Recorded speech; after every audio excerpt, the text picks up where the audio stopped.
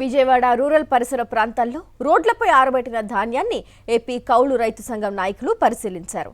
కోతలు కోసి నెల రోజులైనా ధాన్యం కొనుగోలు జరగకపోవడంపై మండిపడ్డారు.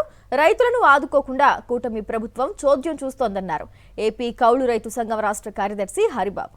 రబీ కోతలు పూర్తి అయినప్పటికీ కొనుగోలు జరగక రైతులు ఇబ్బంది పడుతున్నారన్నారు. తేమ శాతం కారణంగా రైతులు నష్టపోతున్నారని, ధాన్యాన్ని ప్రభుత్వం వెంటనే కొనుగోలు చేయాలని అన్నారు హరిబాబు.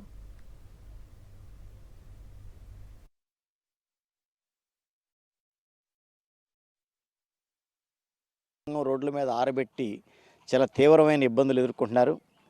ఒకవైపు తేమ శాతం తగ్గి బరువు తగ్గుతుంది, అట్లా రైతులు కొంత నష్టపోతున్నారు. రెండో వైపు ఎక్కువ ఎండిపోవడం వలన ధాన్యం నోకవుతుంది, అట్లా కూడా మిల్లర్లు కోతేసి నష్టపరుస్తున్నారు. మూడోది అసలు ఈ వాతావరణం మార్పుల వలన ఎప్పుడు వర్షం వస్తుందో ఏమవుతుందని చెప్పేసి మానసికంగా అనేక ఇబ్బందులు పడుతున్నారు.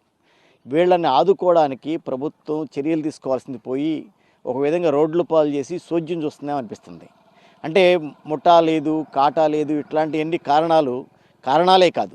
ప్రభుత్వం తలుచుకుంటే వీటిని జేసీబీల ద్వారానో టిప్పర్ల ద్వారానో ఏదో రూపంలో లిఫ్ట్ చేసి ధాన్యం మిల్లుకి తోలించే అవకాశం ఉంది. మిల్లులో అంతా జేసీబీలే వాడేది, అక్కడే ముఠా వాళ్ళు ఎక్కువ మంది పనిచేయట్లేదు.